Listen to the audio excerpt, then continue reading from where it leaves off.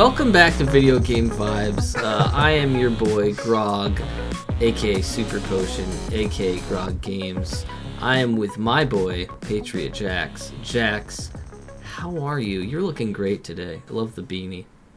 Thank you. I'm doing really well. I'm actually really tired, but I'm really well. Like, it's weird because recording and stuff like really galvanizes you. It makes me so energetic and motivated. So I'm like, literally 20 minutes before we started, I was falling asleep on the sofa, and now I'm like proper buzzing. So I'm feeling good. I know how to hype you up, man. Obviously, that's all. That's what that means. How are you doing though? I am good. I am pretty decent, actually. So funny thing, before we started the podcast, like right before it, I was actually playing a game that you are going to play in the future. I was playing Darkwood. We talked about it briefly a little bit ago. We did. For those of you that don't know, it's an indie top-down game. So you just see your character from the top, and it's a horror survival horror. So like literally, you have to craft stuff and find things. And I was playing it with my buddy Snooze, who's a big supporter on my channel. Shout out to Snooze. And yeah, it was a little terrifying. I'm not gonna lie, the atmosphere was there, Jax. I'm excited for you to get into it eventually. I also was recommended this sort of in my comments because I heard that the lore and the theory stuff is quite interesting. So it might be something that I could do a video on the channel. So I'm gonna check it out. Yeah, I need to buy it already. Can I get it on the Switch? That's an excellent question. Let's find out. Googling while we're podding. That's just how we work here, guys, frankly. So Jax is going to say something while I'm Googling this. Right, Jax? Right, okay. Yeah, so I'm actually, one of my, we're very much... You can get it on the Switch. Oh, even better. I was just going to say, I don't know if you guys noticed, if anyone's actually watched the podcast or my videos, but I don't tend to show my head very much because I'm like balding because I'm an old man. Gasp. So I am. So something this year I'm actually going to try and make an actual attempt at like regrowing my hair using different methods and techniques. I'm going to see if it works because I would like to see some hair up there. You never know, guys. You never know. And there's nothing to be ashamed of. Like, no. I'm happy being bald and stuff, but I would like to see if there's something that can be done. I am not an expert, obviously. I know. I'm so jealous, dude. I'm so jealous. Hair. Take good care of it, man. I do. It's so good. You know what it is too? Both of my grandpas, they both had a full head of hair when they died. So... that's it. They say hold on out. They say that it's your mum's dad. Yeah. What their hair is what you'll get. So like, yeah, my granddad on her side, bald. Never stood a chance. Yeah. But Jax, you've been playing some video games as well. Didn't you say you've been doing some Elden Ring lately? Do you want to talk just briefly about how that's going?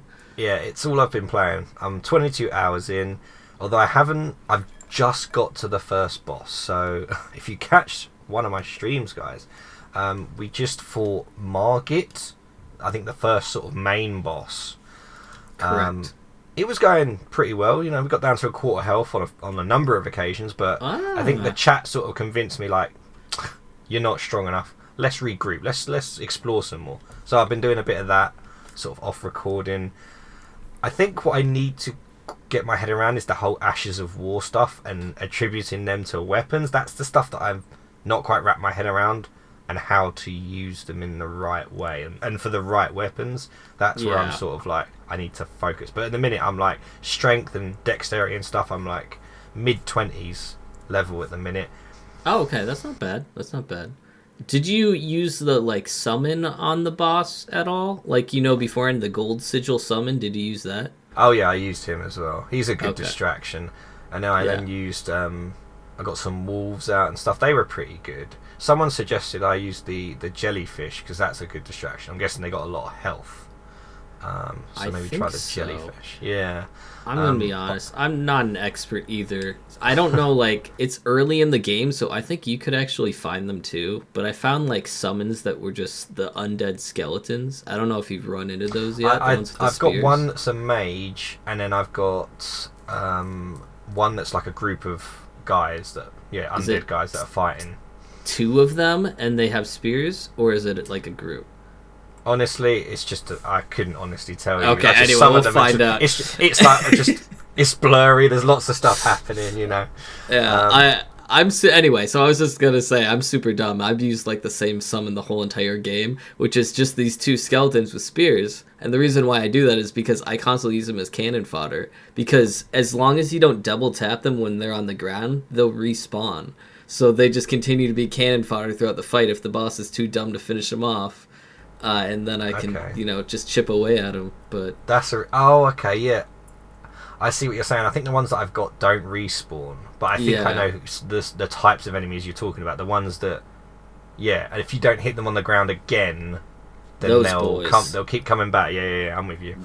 Yeah. But I mean, I'm really enjoying it. I think it was like 2 nights ago though. I lost 4k worth of runes that really annoyed me. That's nothing yet, my friend. Oh God, don't say that. I was going into one of these forts. It was called Fort something, and I thought I'd cleared it. Basically, I was like, "Oh, okay, this is good." And then there was a guy at the end with like some blood sword, and I was like, "Oh, yeah, okay." I think I know what you're talking about. Yeah, maybe they're lobbing like fire pots at you like the whole time, and it's frustrating. But yeah, no, I'm really enjoying it. It's just nice. Like I try and take like half an hour or an hour almost every night to just jump on and play some, even if it's just grinding, like killing those giant trolls. They get you like 1,000 runes every time you kill them. 1k. I was literally spending an hour just going around killing that guy, like going back to the doing farming strats. Okay, yeah, man. All right. Hey, you got to do what you have to. There's no shame in Elden Ring. All right. Everyone's playing at their own pace. Yeah, I don't know. I'm sure there's better enemies that are like easier to farm runes off, but like he's the only one I saw. I was like, 1,000. Okay, yeah, I'll just focus on him because he's easy to kill. Right, for sure. Yeah, I've one of my New Year's goals is to try and wake up a little bit earlier in the morning, because like normally I'm really lazy and I work at home, so I work at I'm supposed to start at 7, and I get up at 6:52. And then I shower, and then I go downstairs to work. And one of my goals is I would love to try and wake up maybe at 6, so then I can play video games for 30 or 40 minutes before I have to work. That'd be so amazing. Or edit on YouTube or something. But it's just so hard in the morning. It's so hard to find that time. You need to give your brain sort of enough time to sort of wake up and set yourself up for the day. Yeah, I'd be so afraid to play Elden Ring in the morning when my brain's not working. The amount of runes you'd lose doing that, yeah. Oh, it's so rough. Yeah, I would say I'd also like to wake up a bit earlier, but my baby wakes up around 5. I'm not getting up at 3:30 to do something, Yeah, you don't need it. You need all the sleep you can get. Exactly. All right, Jax. So today, as the people may have seen from the title of our episode, we are currently talking about ye old classic indie game made by a man, you may have heard of him, tobyfox. Of course, we're talking about the myth, the legend, the one of the greatest games of all time. I can say that. Say that. It's Undertale. Easily cemented itself as one of the greatest games of all time. I think you have to be quite genre specific in the games that you play to not if you're someone that's willing to try different games and stuff. Say you're someone who only plays, I don't know, first person shooters, then you're probably not gonna end up playing Undertale. But if you're someone that plays a mix and a range of games, you're probably someone that will either have played Undertale or would be willing to try it. So obviously we would absolutely recommend it. Most people I would like to think, if you're listening or watching this, will know about Undertale, will have played Undertale / Deltarune. It's a huge game. It's just, and it's you've just heard a of massive it. game. You've heard of it. Let's admit it. Yeah. So before we delve into the lore and all that stuff, just real quick, both of our experience of it. I have beaten Undertale once, and I did not do the true ending or anything. So I have gotten the point where I have beaten the game. I've seen all the characters. I know most of the lore, but not all of the lore. Whereas Jax, I think you've gone a little bit further than me, right? Yeah, I've probably, as per that Vibe Versus that we did when we were talking about it, I beat the game around 5 times, done each route, and I then played it on the Switch, when it came out on the Switch as well. And there's so many like little Easter eggs and secrets and theories and stuff. There's so much to unpack it on that side of things, which we probably won't go into too much about that side, because you can get lost. Like there's Undertale icebergs and there's theory videos. That's where you want to go for the real lore stuff. But yeah. Well, I don't know. We have to go into some of it now that you brought it up. I mean, well, frankly... I suppose the more obvious stuff and the stuff that's more... if it's an iceberg, the more surface level stuff. The surface level. That most people know about. Yeah. But, I mean, while you're talking about that, I'm just going to frankly Google Undertale iceberg and just see what I see right here, because we're vibing, so now I just need to see it from my own eyes. I definitely didn't watch like 3 or 4 different Undertale iceberg videos prior to talking about this. Talking about Undertale today, guys. You're not watching the video, are you? I'm not watching the video. I'm looking at a PNG of an iceberg thing where it progressively gets worse. Okay. Flowey's voice line being from a McDonald's ad? I don't know about that, Flowey. I don't know about that. There's a lot of stuff like voice lines that have been taken from like clearly shows that Toby Fox loved, like The Simpsons. Just as a reference. Yeah, like as a little Easter egg, and it's been sort of changed and stuff, so you wouldn't even really notice. Clever. All right. So, Jax, I assume we should probably... For those of you who may be listening somehow don't know Undertale, let's just give them a brief description of the storyline, right? Can we do that in 5 minutes? Is that possible, Jax? That's probably possible, right? How about I start, and then you just interrupt me? How's that sound? How do you not know about Undertale? Like, come on. We have to imagine that there's someone listening to this podcast, one of our lovely podcast listeners, who does not know the story of Undertale. They probably look at Undertale and they're like, oh, it's an RPG, there's a weird goat mom, and you're a child. And that's all they know about it. And maybe they don't know the full thing. So I think as good podcast hosts, we should at least do a brief little hint in regards to the storyline for it, right? Okay, mate, I'll let you... Okay. Fair enough. Fair enough. You might be beating a dead horse here, but go ahead. No. So I will start.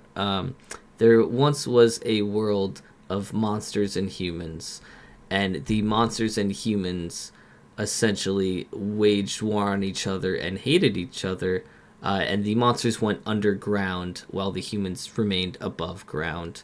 And then there was a king whose name was Azrael. Am I doing a good job so far? I'm not the lore guy. Why am I trying the lore stuff on podcasts when you've done this 5 times? It's not really lore. That's like kind of like the premise of the story. I was trying to simplify it. I wasn't saying like all the character names. I don't want you go ahead. Fandom to come at you, dude. It was Asgore was the king, obviously. Azrael. Okay, I'm gonna be straight up really quick before we go on further, and I will put before this we just in the cut podcast. This whole bit out and just move on to the game itself. In my mind, I almost didn't want to agree to this episode because I'm afraid of the fan base. I'll say it. I'm afraid of the Undertale fan base because I don't want them to come at me for this. I love Undertale. I love playing through it. I'm currently doing Deltarune and streaming it. I am not a lore expert in regards to Undertale, and someone's gonna come at us for this podcast episode. No one. Look, no one. We've already set out that we're not discussing the lore in great depth. We're talking about the game itself. So, allow me to progress. Save me. Progress the podcast, right? Okay. So, in a nutshell, you play as a character who fell down a hole and meets a bunch of monsters. And yes, and you go through. You can. The premise of the game is all about how you deal with supposed enemies. So it's the way it turns on itself from being what would be a normal game in which you would end up fighting. You can choose to fight, which is obviously like the quicker option and stuff like that. And it's the sparing of them or befriending each of the enemies that's actually slightly more complicated. Like there's a few extra steps into actually sparing them, and that's what the game's just trying to get across. That's sort of like one of the many themes of this game, at least on the surface level, is that it's not necessarily just because they're called monsters, it doesn't mean that they actually are, and that evil. The humans may well be the monsters. You know. Yes. Are you the evil one going into their kingdom and busting them up, or are they just evil? Yeah, and you meet a cast of very interesting and beloved characters that we all know about. Your Sans, your Papyrus, Undyne, to name a few. Alphys. But the thing about Undertale, for me, is that it's just incredibly clever in the way it uses its game mechanics and the different routes to get the different endings and stuff like that. And how, when you would first play the game, like the whole game has been mapped out by tobyfox. So, like you said, you played it through and you got the neutral run. I did. You tried for pacifist and failed, didn't you? I'm going to talk about it really quick, if that's okay. Yeah, what happened to me. So I went in wanting to befriend every single monster because that's just the kind of guy I am. I'm loving, I'm caring, I don't want to attack the friendly monsters. And it was my first time playing, and spoilers if you haven't completely played it, I figured by now at this point maybe. Anyway, going on. I got to the first boss, quote unquote. Is Napster Blue a good boss? I guess he is. No, he's not. He's like a mini boss. Napster. Okay, I got to the first official boss, who is the lovable goat mom Toriel, and I didn't understand that I could spare her because she was basically like, you're going to have to show me how strong you are. And I was like, well, okay, then. I guess maybe this is a scenario where from the beginning, they're saying, hey, you should feel bad about doing this. So I thought it was a scripted battle in regards to, I have to kill Toriel. So then I did. And then, after that, I realized, oh, God, could I have saved her? And after that, I continued sparing everyone else through the whole entire game.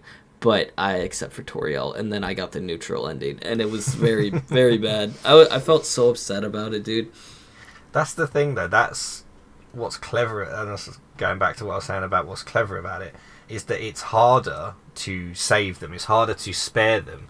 So it hid saving her behind clicking the spare button 10 times or whatever it is. So yeah, like you say, you just thought that's what I had to do. You just had to keep sparing her over and over and over, and then eventually, because the only way you could kind of pick up that it would work, short of already knowing to do that, is her text keeps changing and everything. That's the only way you start to pick it up, is because every time you spare her, she says something different. So you think, I'll keep that line as long as the dialogue doesn't change, I know that I'm doing something, something's progressing. Because otherwise, like most people, they get the neutral ending first because they either accidentally kill someone or they just want to try out the fighting and stuff. So you end up getting that neutral ending, and then at the end of the game, Flowey pops up and it's like, So you got that, but the ending didn't really feel quite whole or whatever. And that's when they're like, go back and do this to help you get like a more complete ending. Obviously, you then have to replay the game in a different run, pacifying everyone to get the proper true ending and all that. And then there's the other ending. That's the true pacifist ending? Is that what you're talking about? No, the genocide ending. So where you murder everyone. Yes. And again, like I obviously, like most people in this sort of day and age and generation, you wouldn't necessarily. I say you wouldn't necessarily know. I suppose you would try. I'll go, oh, what would happen if I killed everyone? But that became kind of like a common thing that people started doing. When you do that, you've got to bear in mind that you've done, say for example, this is I would argue this is the way most people did it. They did one run, which was a neutral ending like you got, and then a pacifist run, which gets you the true ending. And then you're like, okay, well, I want to see what happens if I kill everyone. And along the way from your neutral and your pacifist runs, you've gotten to know all of these beloved characters who are like so unbelievably relatable, like Alphys and her love of anime and stuff like that, and her like shyness and stuff like that, and then Papyrus, and then obviously Sans and his really, really bad jokes and his puns and stuff like that. And you fall in love with all these characters, and obviously Goat Mum as well. And then you do the true ending. You do the biggest crime imaginable. You do the genocide run where you're killing everyone, and the game the game almost tells you like you're doing a terrible thing. Like the game doesn't want you to do it, knowing full well this isn't how it should be. And that's what I love about the game, is that it forces the player to properly like try and reflect on the things that you're doing, and it just, I don't know, it brings a lot of stuff like morality and right and wrong to the player, which is more than you should ever expect when you're playing a game, because the majority of games will include some sort of fighting or killing or something like that. I would say as a whole the majority of games will include some form of I'd agree with that. But they never show you the consequences of your actions in regards to what you're doing. You're enjoying Call of Duty and you're just shooting people, and it's like you don't really feel that. You don't feel, oh, you just murdered that person. How does that other person feel? Like, you murdered Papyrus, and Undyne, who's the next boss fight, which is so difficult, she becomes Undyne the Undying, and that is a very difficult boss fight, I would just say. You know, most of you will probably know. That boss fight was hard for me on neutral route. Jax, is the genocide route the hardest game mode? Is it harder than true peace ending or whatever? Yeah, so it's much harder than the pacifist run, for sure. Yeah, because so there is technically what they call a hard mode. I can't remember. You have to type a specific name. You have to start your run as a specific name of a character. I can't remember if it's Frisk or something. And then so basically it's only up until the ruins, and you fight Toriel, and that's the end of the hard mode. But that's just as a side.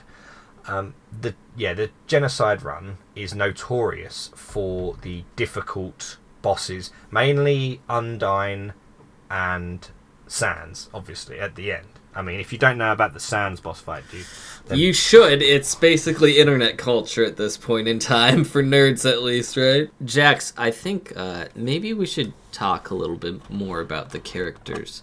And maybe what characters were your favorite character or favorite characters? I can start to go, because I know what my favorite character is. And it's actually like one of the first people you meet. It's Napstablook is my favorite character in the whole game. I remember you saying, yeah. I think maybe we talked about this off pod, but he's my favorite. He's just a ghost, and he doesn't have any friends, and he's laying in the ruins, and then you befriend him, and he makes a top hat out of his tears, And then, like, later on, you can go to his house, and he's just vibing on the floor, and he's like, hey, listen to music with me, I think, if I'm remembering correctly. Yeah, and you lie on the floor for ages, yeah. Yeah, and you just go in this, like, all of a sudden the world closes around you, and, like, it changes the background into this space landscape, and it's just vibing and chilling. It's basically our podcast. It basically is. In the game, pretty much. So he's my favorite, pretty much, and that and Mettaton. Mettaton is top tier character. I don't really have a favorite, to be fair. Like, I like really not one. You have to have one favorite. I don't know. It's not really. Yeah, I really like. I'll be boring and say, oh, I love Sans. You know, I think Sans is. Boo! No, he's really good. Okay, Chara is my favorite. Really? Chara. No, not really. Interesting pick. Even I know that's bad. But yeah, no. I just love how the characters. There's not too many games that make the characters feel so relatable. Like, I have played a lot of games, and there's a few that make the characters feel like so lovable and relatable in one way or another, and the characters are really what make this game so good, because obviously the different routes impact the characters in different ways, and that's what I love about it. Yeah, that's true. Each character, I guess, is experienced differently depending on how you play the game, so the replayability, of course, is consistent. I was just wanted to bring up, I know it's like obvious and stuff, but like the Undertale soundtrack and the Deltarune one, of course. Yes, it is just, it's next level. Like, there are so many soundtracks, right? But one that I always come back to, and I will listen pretty regularly, and like the majority of the songs, like, there's not obviously like the intro and stuff like that. There's so many bangers on that soundtrack that I could just keep listening to, whether I'm doing some work or something and I want something really motivational, so I'll play the battle music when you're fighting Azrael, or I want to listen to something really emotional and I'll play like his theme and stuff like that, or I want to listen to Megalovania. And even though it's a fair thing to say that there's like a lot of the different songs are just born out of the same sort of melody, you know? Yeah, I guess so. Yeah, you know what I mean. To an extent, a lot of them are just born out of like 3 or 4 actual songs, and then the rest are just like remixed in different ways and stuff. But the way they all fit together like that, like, builds to the main piece of why the music's so good, is because they're all derived from that same tone, right?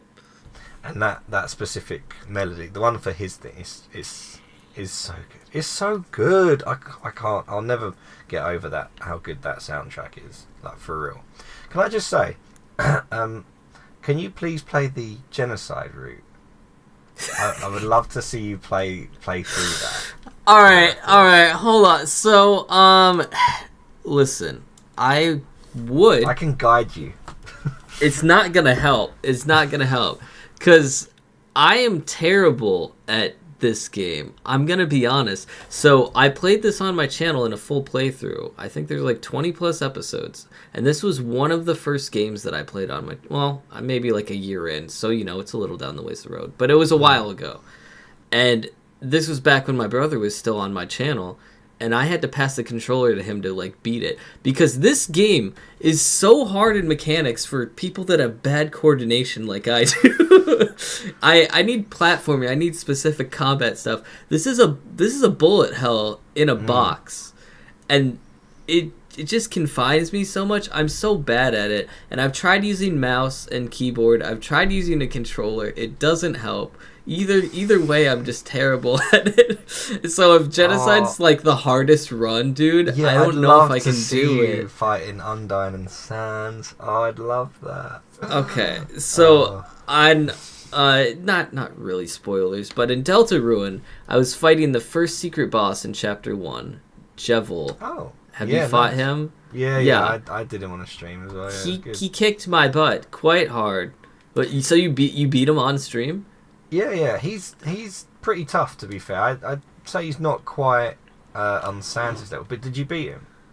He's not quite on. No, I did not. I tried like say, if 6 you beat times. him, I was like, then you can definitely give Genocide Route a go. Come on, guys, hit the comments, hit like. You don't want Grog tweet to at do us. it. Please, you don't want please me. we want to see it, dude. We want to see it. If multiple people from the podcast actually wanted to see it, I would do it. But it would also just break my heart the whole time. Like, I forgot That's so emotional. Yeah, how emotional the game is. I mean, we've talked about it already. Genocide will make you hate yourself for doing it. I don't want to hate myself. I want to love myself. That's why I did the pacifist ending. So yeah, what you felt about Goat Mum, you'll feel that like literally, because you have to do it properly. You have to kill every enemy in every section until, you know, when you're walking around and then you enter a battle phase and there's an enemy. Yeah. It will do that, but then it will say, "But nobody came," and the music will stop and it will be all eerie and stuff. It's so cool. Like it's so cool. If you don't play it, at least watch my specific playthrough. Okay. I will. And isn't it like at a point where is it Snowden, the town, I think, or something? What's the snow town called? Snowden, yeah. Snowden, okay. In Snowden, is at a point in the Genocide run, isn't like everyone gone from the town? That's the thing, yeah, because after what you do in the ruins, like everyone sort of learned about what you did through Sans, I think. And then obviously everyone is trying to stop you, and you're just going through murdering everything. It's so like this is the point again. Like you do that so often in video games. You're shooting, you're killing. Like we're playing Elden Ring, we're destroying all these lords and all these guys and that, but we don't know really, aside from looking at the lore, what their backstory is. I should feel terrible. Like he could have been a dad or something, you know. And I'm just out here as a tarnished, ruining families, you know. But I don't feel that because that's not what the game is about. Whereas this one really makes you understand the consequences of your actions. And I feel like I need to make my son play this game as well. I agree. I think the artwork does great in regards to like a comparison to how serious your actions are in the game, because like what you were saying with like Elden Ring or like any other game like that, like this is a cutesy art style, so when you experience this in like an RPG setting where like you go up and you attack a monster in a cutesy art style, and then they're like, "Oh God, my family!" Like you're of course gonna react worse than like compared to Elden Ring, where in Elden Ring you're like, "Hey, I'm gonna absolutely destroy that guy because otherwise he's coming for me next." In this game, you don't particularly feel that way, so your actions are weighted heavier. I love this game so much, and it's making me want to play it again. Ooh, we're playing we're in Deltarune times now. We're in Deltarune times. We don't know at all when the next chapter drops. We've done 2 chapters now, and just on that, what do you think of Deltarune in comparison so far? Thank you for bringing this up. I really enjoyed Deltarune. Actually, I actually so far, and I know it's hard to say because I'm in the middle of. I beat chapter 1. I'm about to do chapter 2, so I'm not even done with the full demo of it yet. But I like the combat more actually, because it's party based and you have more options in regards to strategizing. Like I could strategize to defend a couple rounds so then I can actually heal up instead of using like an item or something like that. Like also it just makes me feel so less lonely in the game because I'm walking around with people. I am very much enjoy it, and not just like the combat and stuff too. The characters. Who's my favorite? I don't know. I guess Susie's pretty good. No, just kidding. I lied. Lancer's the best. Lancer's the best character. Yeah, so Lancer is pretty great. Lancer is god tier character. Like I don't know. Toby had his field day making that character. I like Noelle actually. I love Noelle. She's great. Have I met Noelle yet? Is Noelle in chapter 1? Yeah. I think she's in that briefly, but she comes to the fore in chapter 2. Okay, gotcha. Because there's a specific route you can do with Noelle that I didn't do. It's called like the Snowgrave route, I was meant to do that so long ago. I never got around to it. But that's like a creepy, different kind of route as well. Someone was telling me that on stream. They just said Snowgrave, and I was like, I don't know what that means yet. Yeah, to be honest, I haven't watched it because I planned on obviously playing it. I didn't want to spoil it for myself. I never got around to playing it. But I completely agree with you on the combat. It's much more, let's say, complicated, and it requires more strategy and stuff like that, rather than obviously you're just in the bullet box and you're trying to avoid like 7 if you're fighting like an Undyne or a Sans, like 7,000 different bullets. I hate you just have to time everything to perfection. Yeah, I gotta say, yeah. The music's still popping, obviously. Music's not changed, it's still fantastic. Yeah, the story is... We're only 2 chapters in as well, so we don't know what's going to happen. But I'm not quite feeling it as much as I am Undertale. But I don't know if that's because they're coming out in episodes, they're coming out in chapters. Is the whole game coming out in chapters? Or is it just... I think so. Wait, as far seriously? as I understood it, he was doing each of them in chapters, which is fair enough. You know, he wants to make sure he does everything right and that, and everyone, you know, Toby Fox, he's going to do what he does and does it when. Yeah, that's true. It was really funny because actually when I was at the end of chapter 1, I went back to town, and if you go to the library and you look at a door, it says there's a dog working on a computer through the door, and then it said something along the lines of like, leave the dog alone, it'll finish when it's done. Like in a reference to the dog being Toby Fox finishing the game. Toby Fox, yeah. It'll be complete when he feels like it is. So good. I do love the town bit, actually. I do love going back into town. That hometown music is fantastic, by the way. Yeah. Obviously, as far as I understand it, Deltarune is an alternate universe, so it's not it's not what happened. It's not the same Undertale characters essentially, but it's them in an alternate universe. And then there's obviously the more lore-y stuff about how Sans is probably someone that actually knows what's going on because he is aware about different timelines and all that sort of stuff, so that's quite interesting.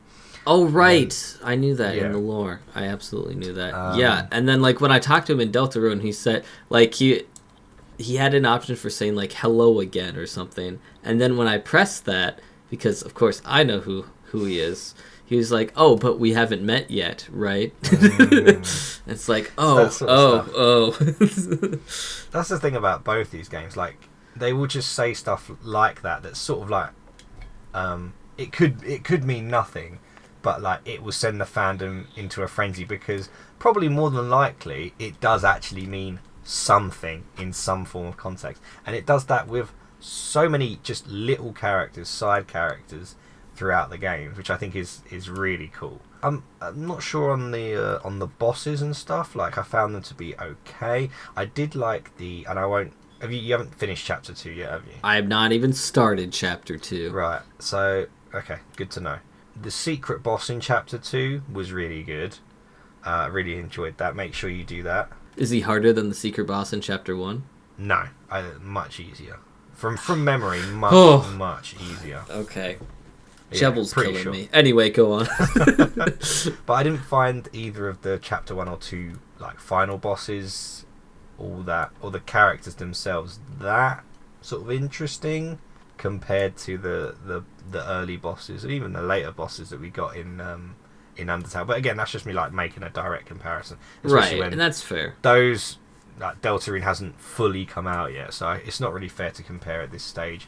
I am very excited by some of the stuff that we learnt about in chapter 2, which I won't ruin for you. Thank you. But it's about seeing characters we maybe haven't seen enough of and stuff like that, which is very exciting. That's what you guys we want. who know who I'm talking about, you know. Oh, he knows. I think you all know. Oh my gosh. Well, I will experience that post-haste on Tuesday, actually, is when I do that next. So, exciting stuff. Jax, I have a little game for you. Ooh, a game. I love games. I don't know if you noticed, but I really like games. This is just a little, really quick thing. Is it trivia? If you played Undertale, you know that there are save points, and each save point has a lovely little phrase in regards to what's going on to fill you with determination.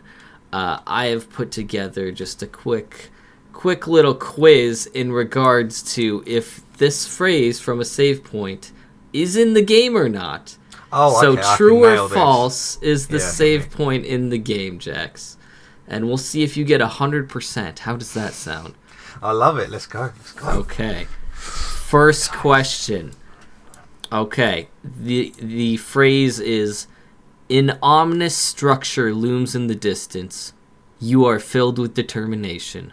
Is that in the game? True or false? I want to say true.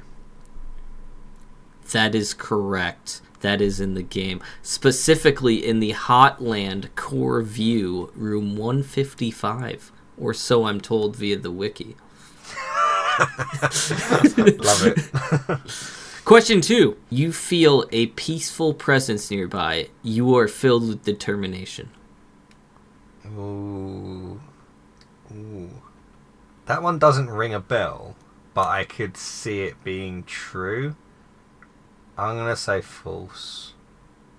That is correct. It is false. I made that one up from scratch, but that it was a good well. One. That could easily be in there. Nice one. Got to try and trick you. This is a quiz. Yeah. No, I like it. No. Okay. Good. I only have a few of these. Don't worry. This won't go on forever. Hey, There's 5 questions. I'm spoiling it right now. There's 5. Okay. Question 3. A feeling of dread hangs over you, but you stay determined. No. Oh, wait. A feeling of dread hangs over you, ... but you stay determined.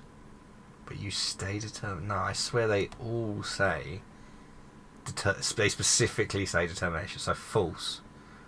That is incorrect. It is. Oh, no. That's under the waterfall hallway. Really? But you stay determined. Okay, there you go. Yes. Damn it! I wanted 5. God damn it! Now It's okay. Make sure I got to get 3. I got to get 3 at least. Come on. Oh, I my bad. I wrote one down and it says unused, and I didn't realize that. So that's not really a fair question. I wouldn't be. Just say false then. If they say correct, it'll be you want to hear it though? Still, apparently it was in the Snowden ruins. A cold atmosphere of a new land. ... It fills you with determination. False. Apparently that's unused. Yeah. So that's false. Okay, last one here. The howling wind is gone. This gives you determination. Howling wind rings a bell. The howling wind is gone. ... I'm gonna say true. This gives you determination. I'm gonna say true. It was false. It was false. Come on! Oh no! I'm gonna be honest. 2 for 2. I tricked you with that one. It is false. It is not in the game, but I just changed it a little bit. Apparently, this is in the waterfall after fighting Undyne and sparing her. It says, the howling wind is now a breeze. This gives you determination. I'm sorry. I'm joking. That's cool. That was fun. I'll have to do that next time we do the Hollow Knight one. I'll have to look up the wiki. Oh my! Feel free to, please. I would love it. Yeah, please get me back to that. I would embarrass myself with Hollow Knight lore, even though it's my favorite game. I totally would though. Yeah. That was good. I like that. That was a hard one. That was rough. I guess sort of the other thing to talk about with Undertale, and it's more about not so much about the game, but what sort of spawned because of the game. So everyone who knows about Undertale knows about how massive its fandom, I'll say, is. I imagine people are still doing it, but like when the game blew up, so like sort of 2015 to sort of 2018, 2019, like the game came out in 2015 and it was still so popular. There was still so much sort of content being created by the community for years afterwards, and there were so many like alternate universes that were created, and those universes spawned other universes stuff, and like the level of like detail and commitment that these fans sort of went into with these alternate universes was just insane. It was just completely, like, I don't know another community of maybe like Five Nights at Freddy's, if I'm thinking on FNAF, like YouTube. yeah, I could say that's fair. Yeah, like, FNAF has some lore busters. Like so many like fan games and alternate universes, and so much other content than just what the game itself actually was. And I think it's definitely worth mentioning that, because even now, probably obviously Deltarune's re-sparked all that sort of stuff, but during that time, sort of 2015 to sort of 2018, it was just mind-blowing how much stuff that there was going on, how much it basically it completely took over the internet for so long. Yeah, thought that was worth bringing up, you know. What was the website that they used to... Tumblr? Is Tumblr where they used to post everything? I can't remember, honestly. I don't might have been. There was Reddit. Probably a lot of everywhere. It was all over the place. I played a few fan games for sure. Yeah, no, I watched a video about that a little while ago, but I had no idea it was that big back then. So, yeah, the community still loves it to this day. So, we're excited to see. I don't know in regards to Deltarune if it'll get as big as last time, but those core fans will definitely. I don't think it ever could, and I don't think it should have that same level of expectation. Well, saying that, like, definitely Undertale didn't have. It had like it had quite a big community early on anyway. Because I think it definitely had like a Kickstarter and stuff, and it smashed that, and it had quite a big community going into it when like the demo had dropped and stuff like that, and people got to see it. But I don't think people had the same level of expectation for Deltarune that they did for Undertale. I certainly didn't. I wasn't going to sit there and go, oh my god, it's Undertale 2. This is easily going to be better than the first game. Because with any type of sort of medium like film, TV and stuff, the first season, the first film of something that you enjoy so much and that you have so much love for, and then when you find out they're making a second one, you're so excited because you're getting more of that thing you love. So already your brain's sort of thinking, yes, yes, yes. But for the most part, very few things can keep that same level. I'm not saying that Deltarune is necessarily a worse game as such, because there's better and worse parts and stuff just from what we've seen so far. Yeah. But the same level of expectation in your brain shouldn't be for Deltarune what it is for Undertale, you know? No, not at all. And it was a different time frame too on the internet. Yeah. So that in itself, right, I don't think it's going to be the same. But yeah, I mean, I can't even think of right now off the top of my head a second video game that's better than the first. Maybe Fable 2 in my opinion, but we're not going to get into that. I'm sure that there are. I'm not there saying there are, but rarity-wise, you are absolutely correct. It's the way that your brain sort of perceives something, in my mind anyway. Especially when you look at like films and TV and stuff.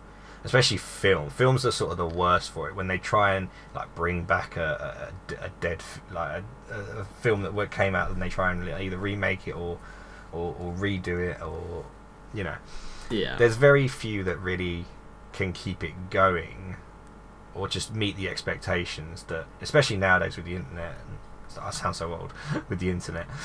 Now with the internet these days. Now with this internet, this World Wide Web. Super random, but I don't know if you've seen 22 Jump Street. That's an example of it being better than 21 Jump Street. Second one was better. You think? Yeah. It was good, don't get me wrong. What? It was really? good. You saw both of them and you telling me that the second one was not as good as 21 Jump Street. Okay, now let's just completely debunk what I was talking about. Terminator 2 was better than Terminator 1. We have dissolved Jurassic our own Park points. 2 was not better than the original Jurassic Park. I kind of want to... Okay. Oh, Attack on Titan Season 2 was much better than Attack on Titan Season 1. That's true. Oh, very recent. You just went to Avatar 2, How does it compare to Avatar 1? I did literally watch Avatar 2 today in the cinema, and it was very... for the record, it should not have been 3 hours. Like, they could have cut half an hour of it. The whole second act was more like watching like an art spectacle. Like, it was beautiful. Like, the water and the CGI, it was so good, but they didn't need that much in there, for the record. Was it better than the first one? I'm gonna say yes. No. Maybe. I need to watch the first. I haven't watched the first one in ages. You need to recollect your thoughts. There's this the battle scene at the end was so good. I gotta be honest, it was really, really good. Okay. But I haven't watched the first one since like 2008 when the original film came out. I haven't either. I need to watch it. I still haven't watched it. I haven't gone the second one yet. I was like, I don't know. Maybe I won't. Maybe I will. 3 hours. If I do, I will definitely watch the first one right beforehand. Yeah, you should definitely do that, because I was like, what's happened again? I completely forgot. God, this came out so long ago. Anyway, shall we do final points for Undertale? Please. Hey, Undertale, you should play it. I don't know what more else the two of us could say. Like, literally, it's all been said before, not just by us, but on the internet itself. If you have not played this bullet hell RPG game with lovable characters that could be unlovable if you decide to unlove them, you definitely should. You definitely should. Plus, Toby Fox made music from Pokemon Scarlet and Violet, so at least give that a shot, yeah? I did not know that. You didn't know that? No.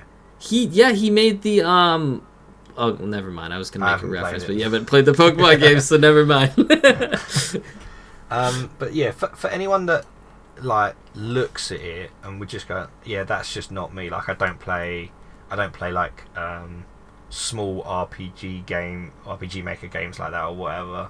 Like, if there's any game that's outside of your comfort zone or outside of your genre of games that you should play, it should be Undertale. Like, it genuinely should. Like, for me, there's no other game outside of your genre, if you just play one type of game, that you should just give a try more so than Undertale. I think that's completely fair to say. Just for the narrative and how the game makes you feel. Like, you play through all 3 routes, you may tear up at least once. It's very emotional. Just enjoy it. It's an experience. I remember a tiny bit about how I felt at the end of Undertale and throughout, and I was not expecting to be that emotional at all. And it did hit me. I'm an emotional man. Can't help it. A game does not need good, high-quality AAA graphics to make you feel emotional about the characters. You do not. And we will die on this hill. Oh, shoot me up on the hill. Or spare me. I don't know. or spare me. Okay. That's going to do it, though, for this episode of Video Game Vibes, guys. I hope you enjoyed it.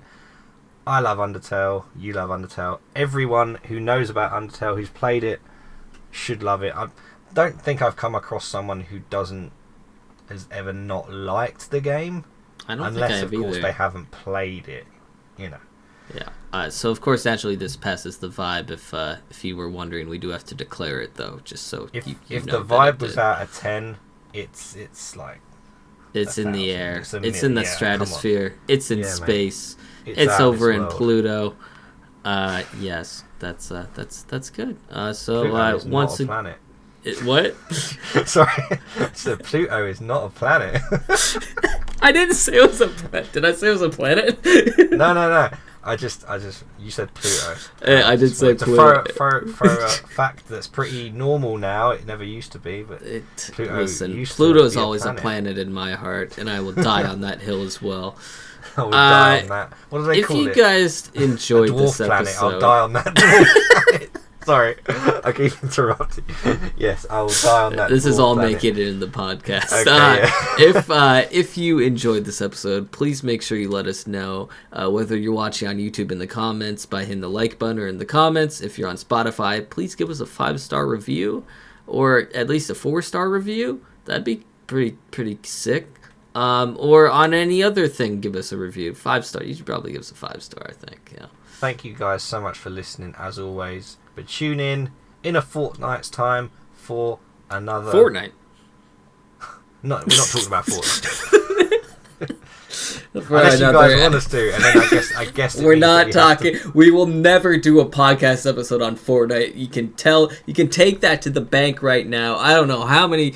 If 10,000 children came up to my house tomorrow and said, "We're gonna burn your house to the ground unless you do a Fortnite episode on the pod," I would never do the pod. I wouldn't do it. We wouldn't do it, and I will die on that third hill.